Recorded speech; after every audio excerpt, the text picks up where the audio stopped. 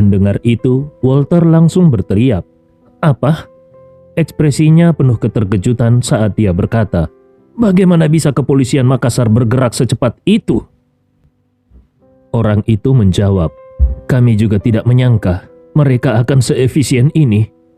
Walter berpikir sejenak, lalu bertanya, "Ketika kalian menyamar sebagai kurir untuk mengantar paket itu, apakah ada jejak yang tertinggal?" Orang itu berpikir sebentar sebelum menjawab, "Seharusnya tidak ada. Mobil yang kami gunakan adalah mobil dengan plat palsu, jadi tidak mungkin dilacak. Kurir yang menyamar juga memakai masker, jadi seharusnya tidak ada yang bisa dikenali." Walter mengerutkan alisnya. Ekspresinya yang dingin, ditambah hidung bengkok seperti elang, membuatnya terlihat semakin kejam. Setelah berpikir sejenak, dia memerintahkan, "Segera habisi orang yang menyamar sebagai kurir itu."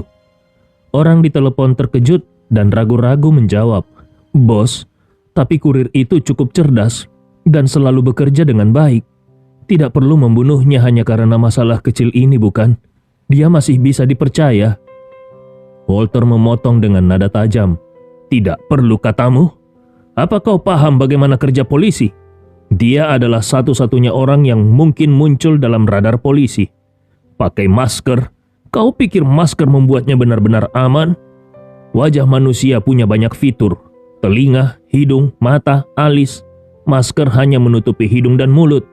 Polisi masih bisa mengidentifikasi bentuk wajah dasarnya, mata, alis, dan telinga. Belum lagi tubuhnya, tinggi badan, gaya rambut, dan cara berjalan.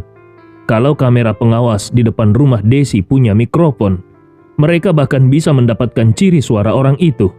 Dengan begitu banyak informasi yang bisa dia ungkap, kau masih bilang dia aman?"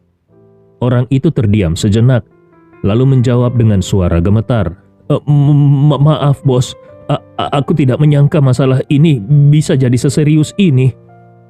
Walter menggertakkan giginya dan berkata, "Katakan kepada kurir itu, kalau aku menyiapkan 20 juta untuknya.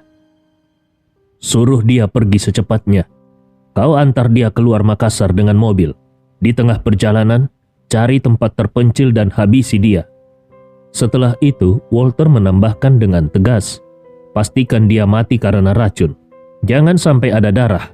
Kalau sampai ada darah, tempat kejadian perkara akan sulit dibersihkan."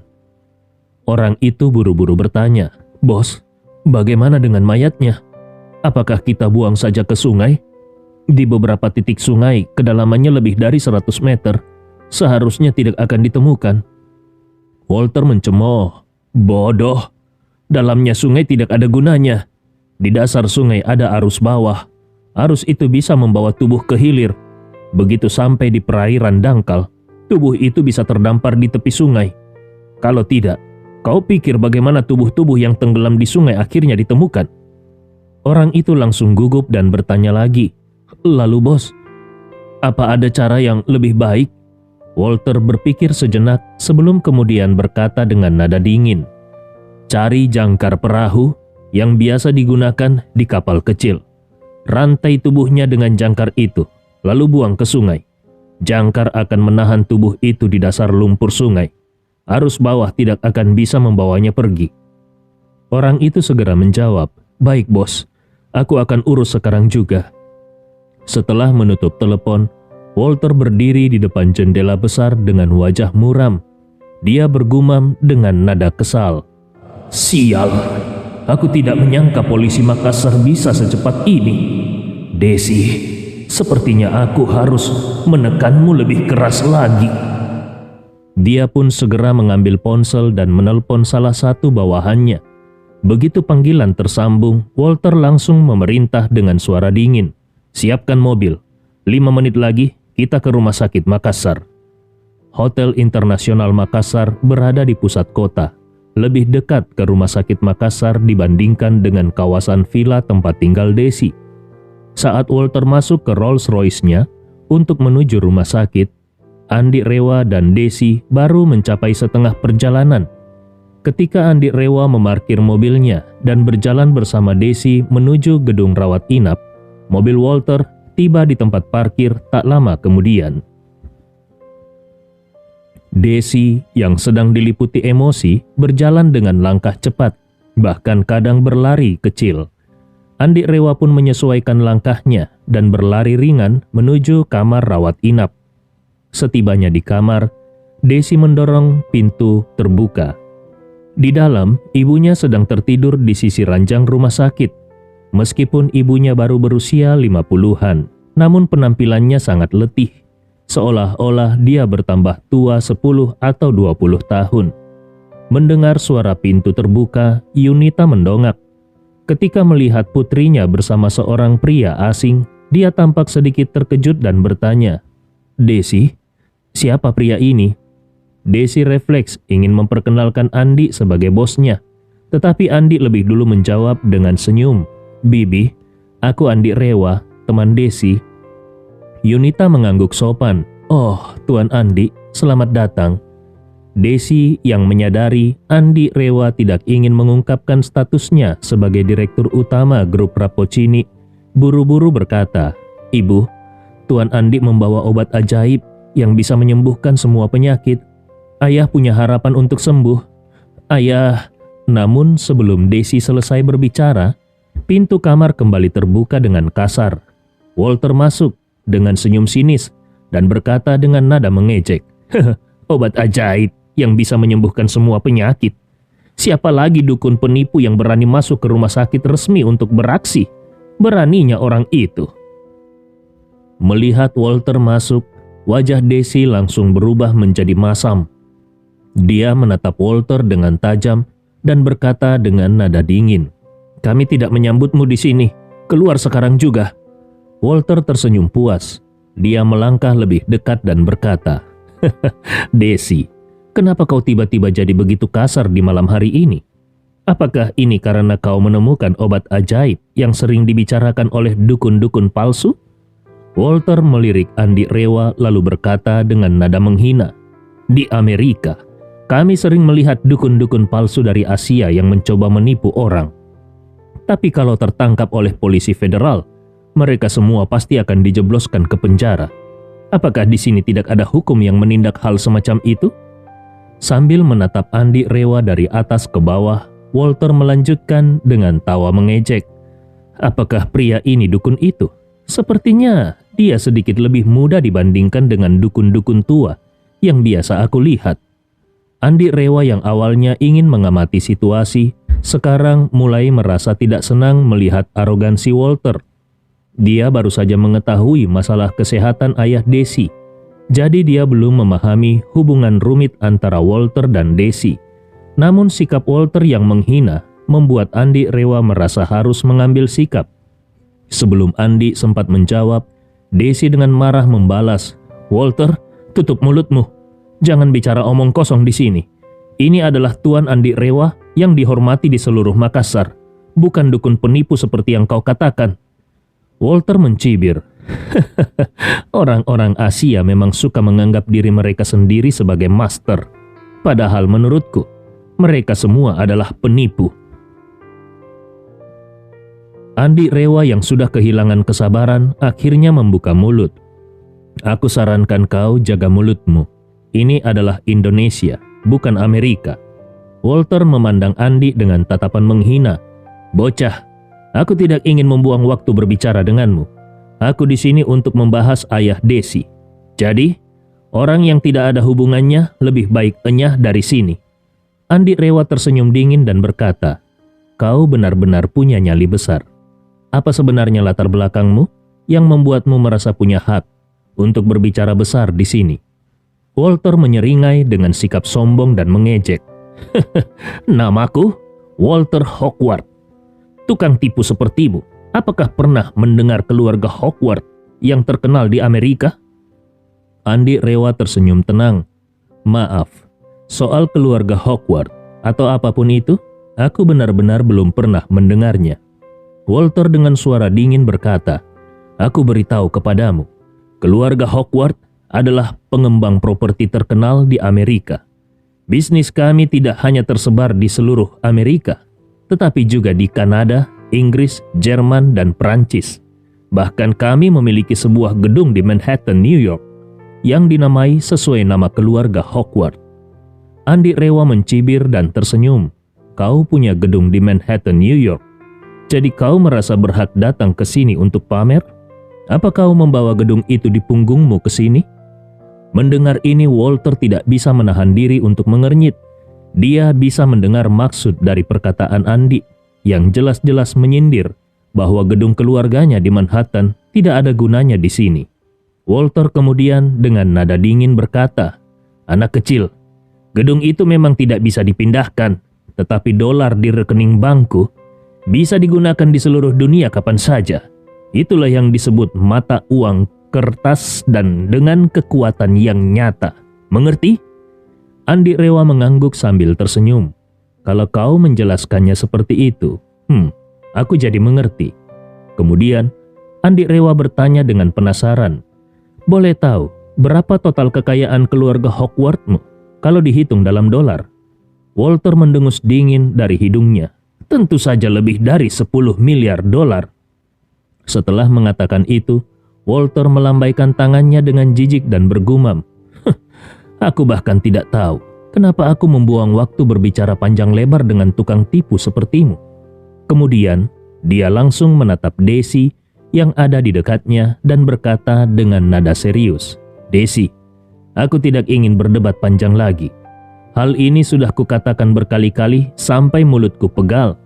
Aku akan mengatakan ini untuk terakhir kalinya. Soal donor ginjal untuk ayahmu. Apakah kau akan menerima syaratku atau tidak? Kalau kau tidak mau, maka donor ginjal itu akan hilang." Desi secara refleks bertanya, "Bukankah kau bilang aku punya waktu 24 jam? Ini bahkan baru setengah hari." Walter tersenyum kecil dan berkata, "Maaf, orang Prancis tiba-tiba menawar tambahan 50.000 dolar untuk mendapatkan donor itu. Saat ini, donor itu sudah mulai tergoda dan memintaku segera memberikan keputusan. Kalau tidak, dia akan langsung menjualnya ke orang Prancis. Jadi, kau harus memberikan jawaban yang jelas sekarang. Setuju atau tidak?" Saat ini, Andi Rewa bertanya kepada Desi, "Desi, apa yang terjadi?" Desi menjawab, "Tuan Andi, Walter ini adalah teman sekelasku saat belajar di Amerika. Dia membantu mencarikan donor ginjal yang cocok untuk ayahku di Amerika. Tapi syaratnya adalah..." Sampai di sini, Desi tiba-tiba menjadi gagap. Kata-kata Walter terlalu cabul dan tidak bermoral, sehingga dia bahkan tidak bisa menyatakannya dengan kata-kata. Saat ini, Walter di sampingnya menyeringai dingin dan berkata, "Permintaanku sederhana. Aku ingin Desi menjadi selingkuhanku selama 10 tahun. Dan juga melahirkan beberapa anak untukku. Kenapa? Apa kau keberatan?" Sebenarnya Walter memiliki banyak permintaan lain kepada Desi terkait bisnis. Dia bahkan berniat memanfaatkan Desi untuk menguras aset grup Rapocini. Namun, hal-hal seperti itu tidak berani dia utarakan di depan Andi. Meskipun Walter menahan beberapa kata, namun sikapnya yang sombong sudah cukup membuat Andi sangat marah. Dengan cepat, Andi Rewa meraih kerah Walter dan dengan tangan satunya, dia langsung menampar wajah Walter keras-keras. Tamparan itu membuat kepala Walter berputar dan matanya berkunang-kunang. Wajahnya memar di satu sisi, sementara sudut bibir dan lubang hidungnya mulai berdarah. Ketika Walter hampir tidak bisa berdiri tegak, Andi Rewa dengan suara dingin berkata, "Ingat, perempuan manapun bukanlah objek yang bisa kau hina sesuka hatimu." Walter memegangi wajahnya yang sakit dan berteriak marah, "Kurang ajar! Berani-beraninya kau memukulku! Sepanjang hidupku, tidak ada seorang pun yang pernah menyentuhku, bahkan satu jari pun. Tapi sampah sepertimu berani menampar wajahku?" Andi Rewa menyeringai dingin. Dia kembali mengangkat tangannya dan memberikan tamparan keras ke sisi wajah lainnya. Wajah Walter kini bengkak di kedua sisi. Andi Rewa kemudian berkata dengan suara dingin, "Apa orang tuamu tidak pernah mengajarkan?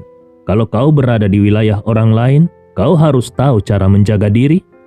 Walter yang sudah babak belur dipenuhi rasa marah yang membara di hatinya. Pada saat yang sama, dia juga merasa sangat menyesal. Dia menyadari kesalahannya karena tidak membawa pengawalnya naik ke atas. Kalau saja dia membawa pengawalnya, bagaimana mungkin dia bisa dihajar seperti ini oleh Andi Rewa? Walter yang bertubuh tinggi besar dan sering berolahraga merasa percaya diri dengan kekuatan pukulannya. Dengan kemarahan yang memuncak, dia mengangkat tinjunya dan mencoba membalas dengan memukul tulang hidung Andi. Rencana Walter sangat licik. Dia ingin mematahkan tulang hidung Andi Rewa dengan pukulan pertama. Rasa sakit dari patah tulang hidung akan membuat seseorang tidak bisa membuka mata dan menghilangkan daya bertarung mereka dengan cepat. Setelah itu, dia berencana menyerang bagian vital Andi untuk melumpuhkan Andi Rewa sepenuhnya. Trik Walter ini adalah salah satu taktik paling kejam dalam perkelahian jalanan. Serangan ini sering berhasil membalikkan keadaan dalam situasi yang tidak menguntungkan.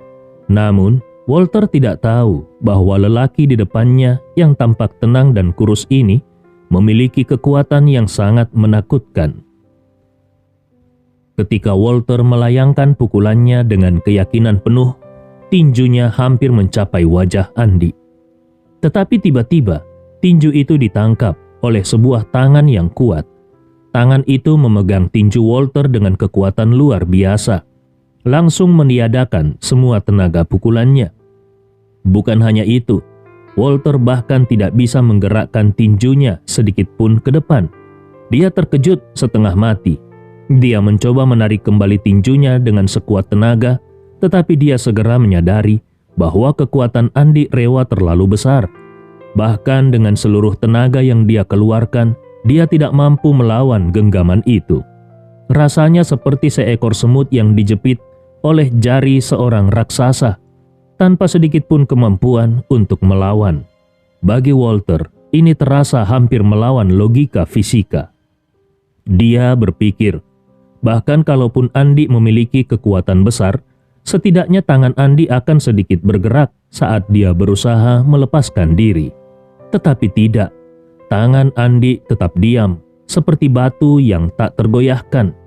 Saat itulah Walter sadar bahwa dia telah bertemu lawan yang tidak bisa dia kalahkan. Dengan kesadaran ini, dia segera mengubah ekspresinya menjadi penuh kepatuhan dan menyesal.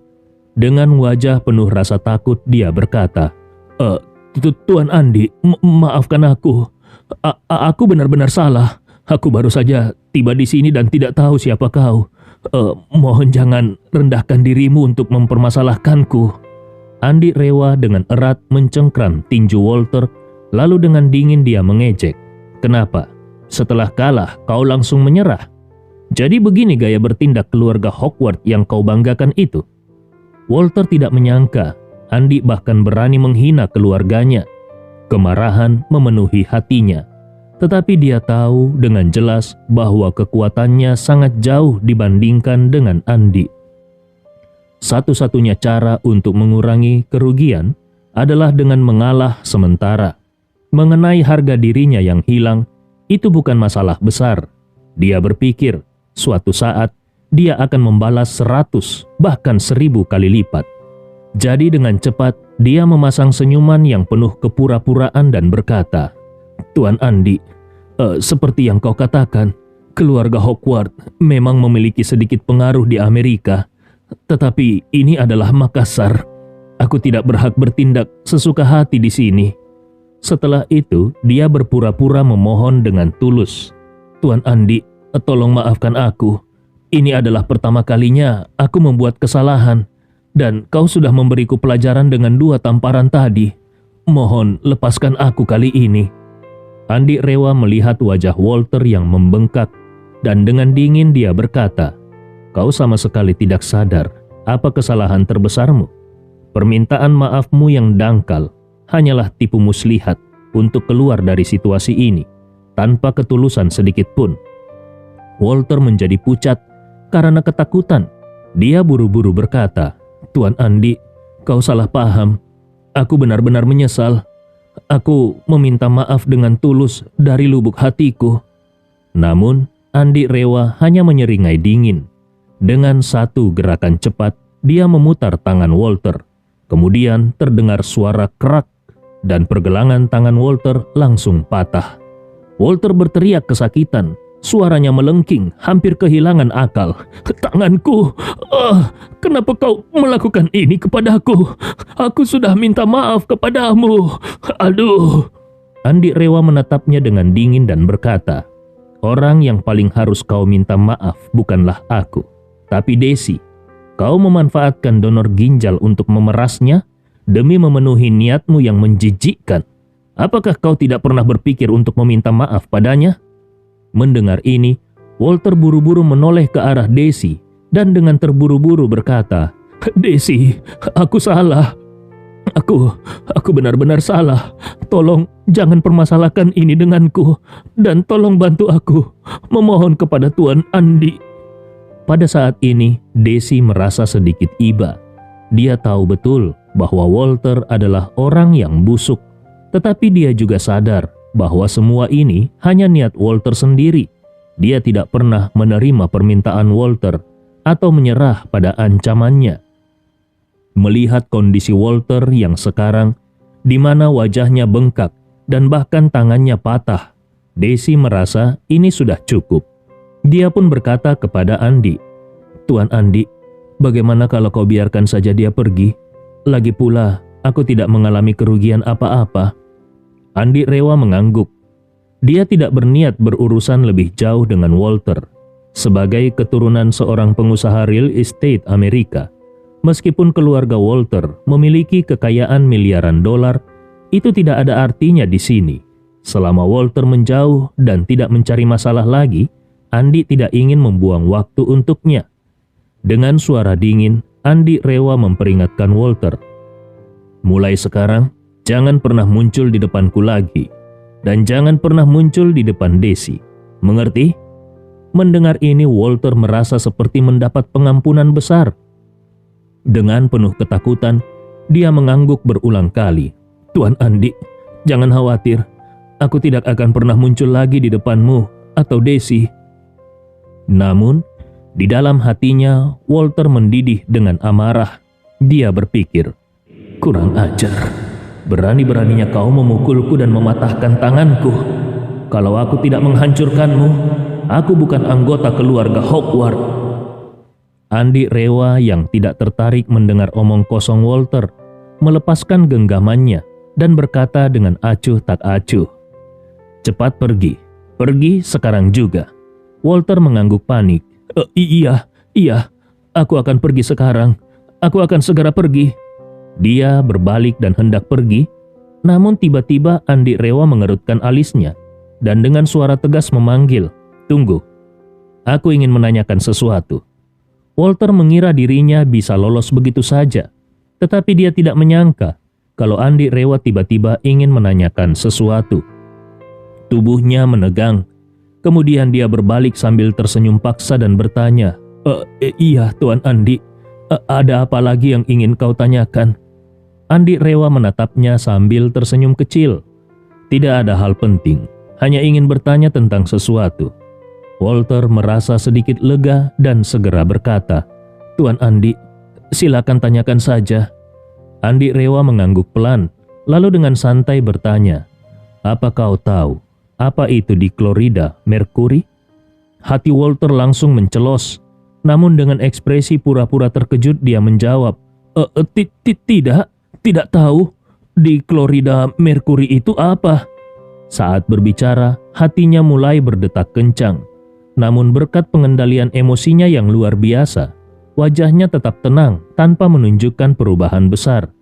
Meskipun begitu, Andi Rewa tetap menangkap sekilas kelakuan, kekakuan, dan kepanikan di wajah Walter yang hampir tak terlihat oleh orang biasa. Dalam sekejap, Andi Rewa langsung yakin kalau Walter pasti ada hubungannya dengan kasus keracunan ayah Desi. Dalam sekejap, ekspresi Andi Rewa berubah menjadi dingin. Dia meraih kerah Walter dengan keras dan berkata dengan suara mengancam, "Kalau kau berkata jujur, aku akan membuatmu mati dengan cepat dan tanpa rasa sakit." Walter dengan wajah tak bersalah menggelengkan kepalanya berulang kali dan berteriak, "Tuan Andi, Kau pasti salah paham. Aku sama sekali tidak tahu apa itu diklorida merkuri. Kenapa kau menuduh aku seperti ini?" Di sisi lain, Desi juga tercengang. Ketika Andi Rewa tiba-tiba menanyakan tentang diklorida merkuri kepada Walter, jantungnya ikut berdebar. Dia terkejut karena sebelumnya dia tidak pernah berpikir bahwa ayahnya diracuni oleh Walter. Selama ini, dia hanya mengira bahwa Walter muncul setelah ayahnya sakit parah dengan niat mengambil keuntungan di tengah kesulitan. Dia tidak pernah membayangkan bahwa Walter mungkin adalah dalang utama di balik penyakit ayahnya. Dengan mata tak berkedip, dia memandang Walter, berharap bisa menemukan tanda-tanda kebohongan di wajah Walter. Namun, Walter sangat pandai mengendalikan ekspresinya, sehingga Desi tidak bisa menemukan petunjuk apapun dari wajahnya. Dalam sekejap, dia mulai ragu, apakah mungkin Andi Rewa salah paham? Namun, Andi tidak terpengaruh oleh ekspresi polos Walter. Dengan tatapan tajam, Andi berkata dengan suara dingin, "Aku akan memberimu kesempatan terakhir. Kalau kau masih berbohong, maka yang menunggumu adalah penderitaan yang tidak pernah kau bayangkan sebelumnya." Walter menelan ludah dengan susah payah dan berkata dengan suara menangis, "Tuan Andi, aku benar-benar tidak tahu apa yang kau maksud. Aku bukan ahli kimia. Aku bahkan tidak tahu apa itu diklorida merkuri. Tapi aku tahu karbon dioksida." Andi Rewa mengangguk ringan lalu tersenyum dingin.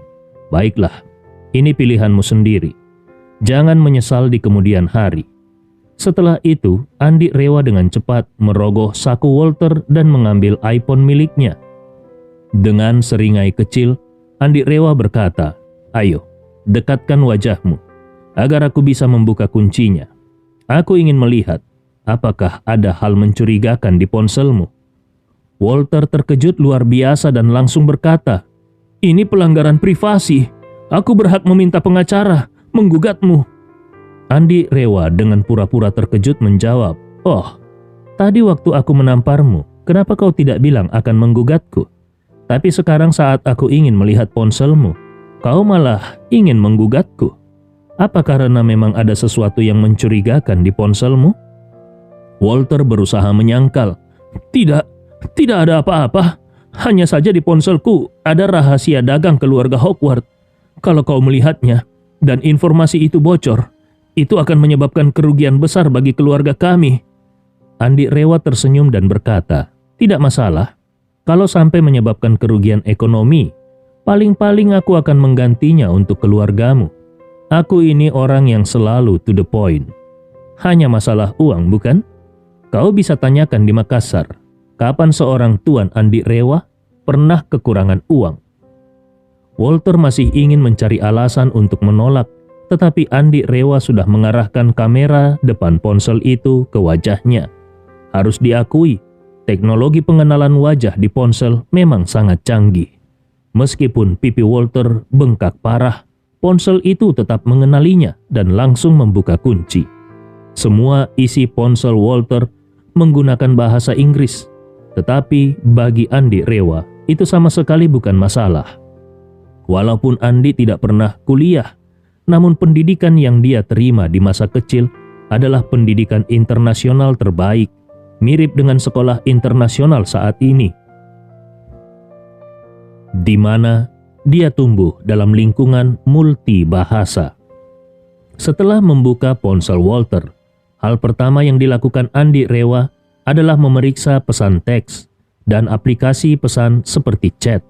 Meskipun semuanya dalam bahasa Inggris, Andi Rewa membacanya dengan lancar tanpa kesulitan sedikit pun. Sementara itu, wajah Walter terlihat sangat pucat. Dengan wajah penuh keputusasaan, dia berkata, "Kau tidak boleh membaca riwayat pesanku. Ini melanggar hukum."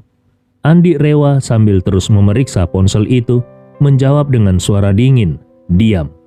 Kalau tidak, aku akan mematahkan tanganmu yang satu lagi." Ekspresi Walter berubah menjadi ketakutan luar biasa. Sekarang dia benar-benar tidak tahu harus berbuat apa. Kalau dia diam saja, Andi Rewa pasti akan menemukan bukti keterlibatannya dalam meracuni ayah Desi dari catatan pesan. Namun kalau dia tidak diam, apa yang bisa dia lakukan?